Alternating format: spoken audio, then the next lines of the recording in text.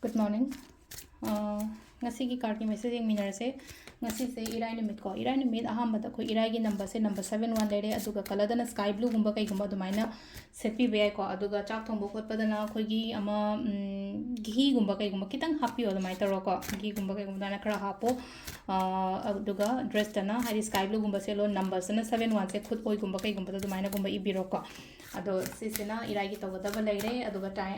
timing ka card ki message kai pe ngase ko ado sida card se spread taroga lere card number 1 card number 2 aduga card number 3 ko ahamba anishuba ahum suba ko ahamba khanba ngai yengase ko hari first card khanba ngai gi ona silese ko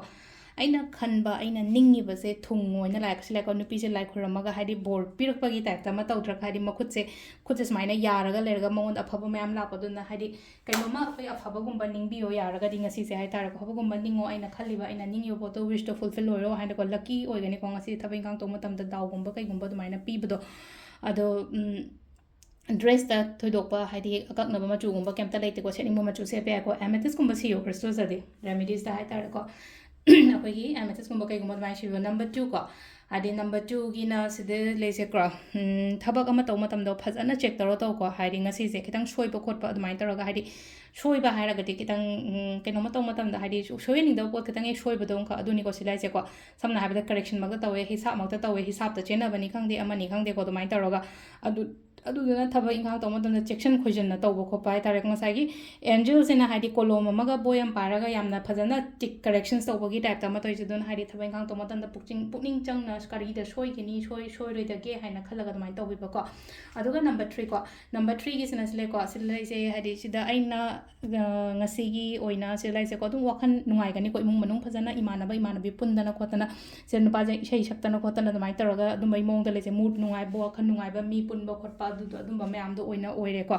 citrine cbo keno dana ko crystal se ko aduga number 2 gi aina nga high order crystal se ko moonstone gumba kai gumba siyo ko hadi sida leino ko hadi moonstone se sum ketang clarity ama kari ma lakna ba confusion gumba le tanam ni ko chamam na dana ban hare se ba se se na ko gi card ki message le ko timings type ki pung manga ga minute 10 dagina 9 ga minute putari baung le ko de 38 ga minute 3 pandaina 12 ga minute yankani thoi baung le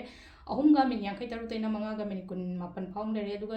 nungdangi na 9 ga minute 13 daina 8 ga minute yankai ma thoi baung le ko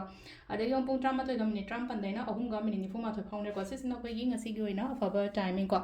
ado sida lere ko gi daily card message se friday se ko na ga no sun to way of the relationship gumba gi manifestation gumba kai gumba to maina to wi be ko